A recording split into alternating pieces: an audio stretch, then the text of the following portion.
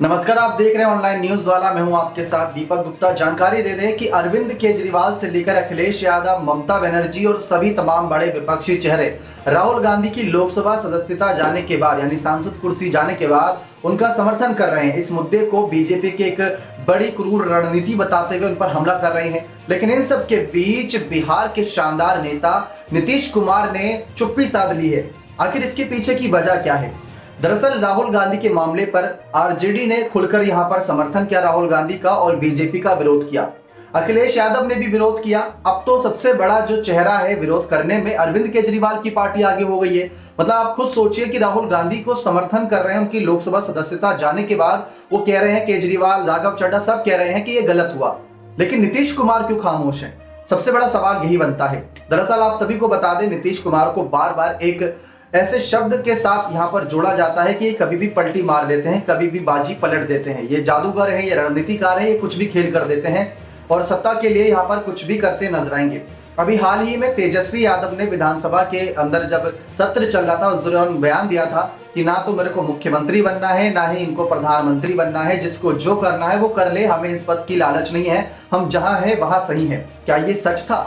अब सवाल यहां से खड़ा होता है। दरअसल राहुल गांधी के मामले पर अभी तक देखा जाए, आरजेडी को लेकर यहां पर तमाम सवाल थे, वो भी साथ आ गए। लेकिन जेडीयू की पार्टी के कई नेताओं ने, लल्लन सिंह हो गए इसमें और कई बड़े नेताओं ने यहां पर आवाज उठाई। और हाल ही में जब विधानसभा सत्र चल रहा था तो वहां पर कांग्रेस जब बयानबाजी कर रही थी तो आरजेडी ने तो उनका समर्थन किया था, सीपीआईएम कुछ और तमाम बड़ी पार्टियों ने समर्थन किया था। लेकिन नीतीश कुमार की पार्टी खामोश थी उस मामले पर, सदन के बाहर भी और सदन के अंदर भी। अब इसी के साथ साथ यहाँ पर ये कयास लगाने शुरू हो गए, क्योंकि जब जब कोई खामोश रहा है तब तब कयासों का बाजार शोर मचाता नजर आया है। अब कयास ये लगाए जा रहे हैं कि नीतीश कुमार फिर से बाजी पलटते नजर आएंगे और एक बार हो सकता है फिर से एनडीए का समर्थन करते नजर आए। ये कहा जा रहा है कयासों के तौर पर, लेकिन उनकी जो चुप्पी है इसी की वजह से ये कहा जा रहा है। दरअसल नीतीश कुमार ने जिस तरीके से सबसे लंबे समय तक बीजेपी का ही समर्थन लिया था, आपको याद होगा, सबसे लंबे समय तक याराना दोस्ताना जो रहा नीतीश कुमार की पार्टी का वो रहा बीजेपी के साथ। अभी हाल ही में तेजस्वी यादव पर सीबीआई, ईडी और लालू यादव पर भी सीबीआई, ईडी का शिकंजा कस रहा था, केजरीवाल के नेताओं पर भी शिकंजा कस रहा था। साथ ही साथ अगर देखा जाए तो जब लालू यादव पर भी चारा घोटाले जैसे कई सारे मामले हुए थे तब भी नीतीश कुमार ने चुप्पी साध ली थी। एक बात साफ है कि जब भी किसी पर कोई पर्सनल पॉइंट ऑफ व्यू आता है तो वहां पर समर्थन नहीं करते। अभी आप देखें तो कांग्रेस पार्टी समर्थन में है नीतीश कुमार की पार्टी के, लेकिन अभी तक ना ही कोई ट्वीट ना ही कोई बयान सामने आया। इसलिए ये कहा जा रहा है कि बीजेपी के खिलाफ बहुत ही सोच समझकर बयानबाजी कर रहे हैं यहां पर नीतीश कुमार, ताकि उनके राजनीतिक पद पर कोई असर ना पड़े, ऐसा कहा जा रहा है कयासों के तौर पर। लेकिन यह सच भी हो सकता है।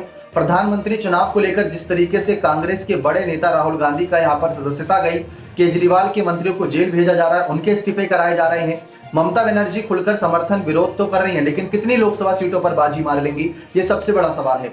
वहीं दूसरी तरफ अगर हम देखें, अखिलेश यादव भी पूरी कोशिश कर रहे हैं, लेकिन हर कोई जानता है इस समय उत्तर प्रदेश में योगी आदित्यनाथ की हुंकार के आगे सभी फीके पड़ते नजर आ रहे हैं। ऐसा कबूल कर लेना चाहिए एक तरीके से। और वहीं दूसरी तरफ अगर देखा जाए तो नीतीश कुमार की खामोशी वो सबसे बड़ा यहाँ पर सवाल खड़े कर रही है। एक तो ये भी है कि नीतीश कुमार ने जब बिहार में बड़ा बाजी पलटा था बीजेपी के लिए तो कहा यह जा रहा था कि नीतीश कुमार प्रधानमंत्री पद के दावेदार हैं, लेकिन नीतीश कुमार ने इनकार कर दिया था कि मुझे इसमें कोई दिलचस्पी नहीं है। फिर उसके बाद अमित शाह ने इन पर निशाना साधा कि ये लोकसभा चुनाव के लिए सोनिया राहुल के पैरों में जा गिरे, वहां पर जाकर उनसे विचार विमर्श कर रहे हैं कि बीजेपी को हराने के लिए एक साथ हो जाते हैं।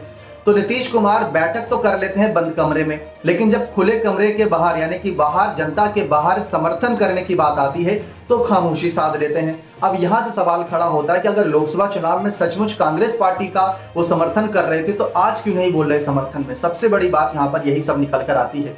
आपको क्या लगता है कि क्या नीतीश कुमार लोकसभा चुनाव में फिर से बाजी पलटेंगे? क्योंकि 4 राज्य से बताए जाते हैं, बिहार, महाराष्ट्र, पश्चिम बंगाल और उत्तर प्रदेश। अगर इन 4 राज्यों में आपकी सरकार मजबूत है तो वहां से आप अच्छे तरीके से लोकसभा चुनाव जीत का रास्ता तय कर सकते हैं। पश्चिम बंगाल में 40+ सीटें हैं, बिहार में भी 40+ सीटें हैं, 48 लोकसभा सीटें यहाँ पर करीब महाराष्ट्र में, और वहां पर शिंदे फडणवीस का गठबंधन हो चुका है, शिवसेना बीजेपी का। उद्धव को हटा दिया गया रास्ते से। उत्तर प्रदेश में योगी आदित्यनाथ के नेतृत्व में अभी तक 66 सीटों पर स्टैंड करती नजर आ रही है भारतीय जनता पार्टी। तो ये सारे हालात हैं। अब पश्चिम बंगाल से अगर थोड़ा बहुत कम ज्यादा रह भी जाता है तो बिहार, महाराष्ट्र और उत्तर प्रदेश, ये 3 राज्य लोकसभा चुनाव का रास्ता तय कर देंगे प्रधानमंत्री नरेंद्र मोदी के लिए। लेकिन बिहार से नीतीश कुमार क्या मदद करेंगे या फिर कांग्रेस का अभी खुलकर कोई ऐसा, मतलब जो कहते हैं ना कि तूफान आने से पहले ही खामोशी, क्या ये वो खामोशी है? क्या नीतीश कुमार अब राहुल के जाने के बाद अपने आप को प्रधानमंत्री चेहरा देख रहे हैं? 8 बार की मुख्यमंत्री पद की शपथ ली है। तो देखते हैं क्या करते हैं नीतीश कुमार अब यहाँ पर बड़ा खेला। बने रहे चैनल के साथ, ऐसी और तमाम जानकारियों के लिए बहुत बहुत धन्यवाद।